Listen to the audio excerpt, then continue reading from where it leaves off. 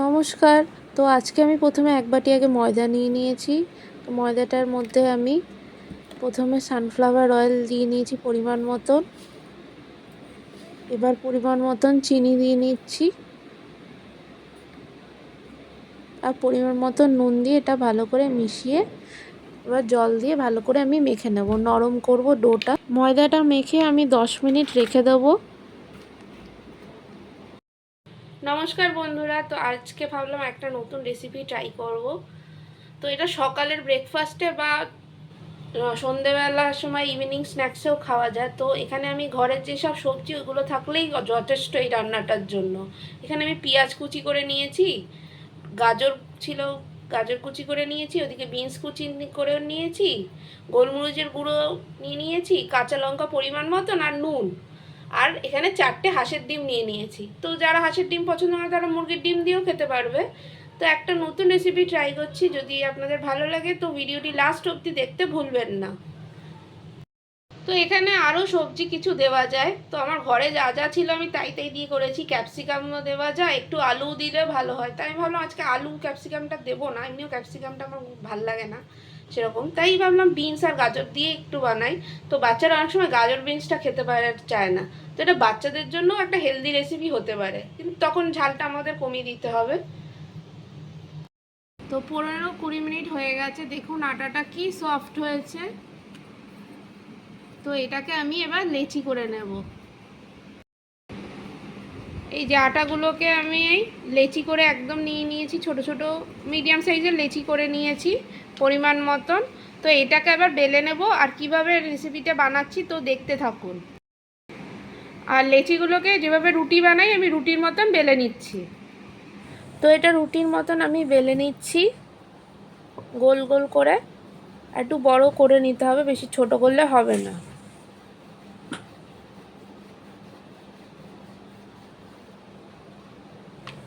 এই রেসিপিটা আমার মতনভাবে এরকমভাবে ট্রাই করবেন, খেতে কিন্তু ভাল লাগে।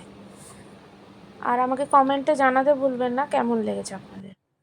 তো এখানে আমি গ্যাস কড়াই বসিয়ে দিয়েছি, এবার আমি সূর্যমুখী তেল দিয়ে দেবো, কারণ এটা ভাজতে হবে।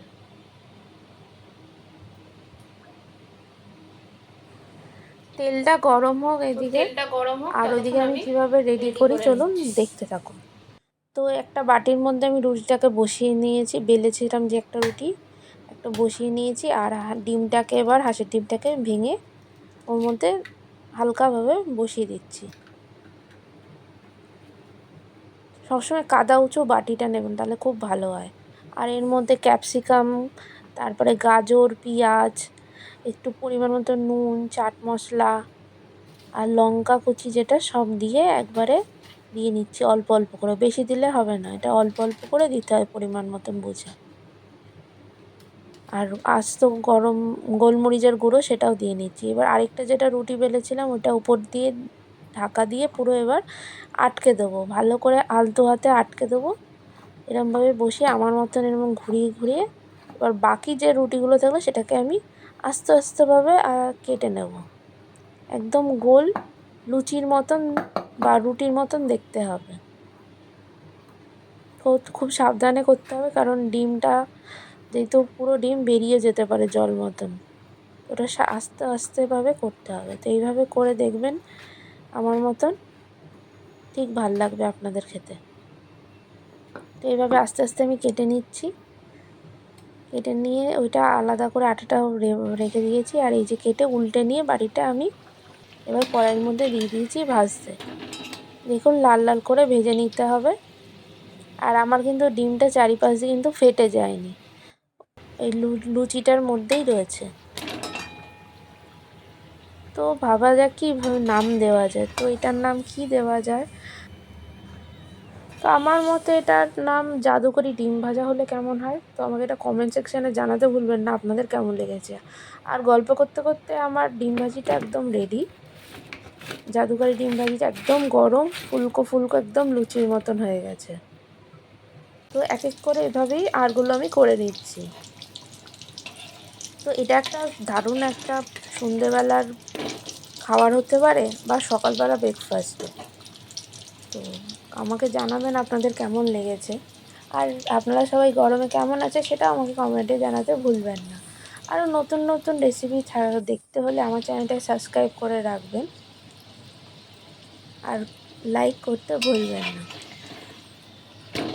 দেখুন এইভাবে আস্তে আস্তে আমি ডিমগুলো ভাজিগুলো জাদুকরি ডিমগুলো কেন জাদুর মতন, যেহেতু লুচির মধ্যে ডিম একটা জাদুর মতন টাইপের করে নামটা বানিয়েছি। জানি কেমন লাগবে আপনাদের জানি না, বাট আমার তো এটা খুব ভালো লাগলো। তো এক এক করে আমার ডিম ভাজিগুলো জাদুকরি ডিম ভাজি একদম রেডি। তো চলুন, এই যে আমি নিয়ে চলে এসেছি একদম প্লেটে সাজিয়ে। তো প্রথমে তো আমি খাবো না, আমার ফ্যামিলি মেম্বার যায় সবাইকে দেবো। তো একটুখানি আমি স্যালাড আর সসের সাথে রেডি করেছি। আর দেখুন ভেঙে একদম ভেজিটেবলসগুলো গাজর বিন পেঁয়াজ টিয়াজ সব ভেতরে কিচ্ছু বাইরে যায়নি। আমি ভাজার সময়ও দেখিয়েছিলাম। আর যা গন্ধটা বেরিয়েছে খুবই সুন্দর, দারুণ লাগছে। তো খেয়ে দেখা যাক আরেকজন খেয়ে কী বলে, তার কেমন লেগেছে। তো একজন তো বলছে খুবই ভালো লেগেছে, আটজন পাশের থেকে বলছে আরও ভালো লেগেছে। তো এটা স্যালাডের সাথে শসা গাজর টমেটোর সাথে দারুণ লাগে এটা খেতে। তো এটা আমার নিজের একদম বানানো রেসিপি। আপনারা যদি ভালো লাগে তো লাইক শেয়ার কমেন্ট করতে ভুলবেন না। সবাই সুস্থ থাকবেন, ভালো থাকবেন। আর নতুন নতুন রেসিপি দেখতে হলে আমার চ্যানেলটাকে সাবস্ক্রাইব করে দেবেন। আর জাদুকরি ডিম ভাজাটা কার কার ভালো লেগেছে আমাকে কমেন্টে নিশ্চয়ই জানাবেন। দেখুন কি সুন্দর হয়েছে। এইটার সাথে কোনো তরকারি কিচ্ছু লাগে না, শুধু টমেটো সস আর স্যালাড দিয়ে খেলে একদম দুটো খেলে তো হামেশা পেট ভরে যাবে। রাত্রি 9টা অবধি কোনো খাবার লাগবে না যদি সন্ধ্যাবেলা কেউ খায়। নমস্কার।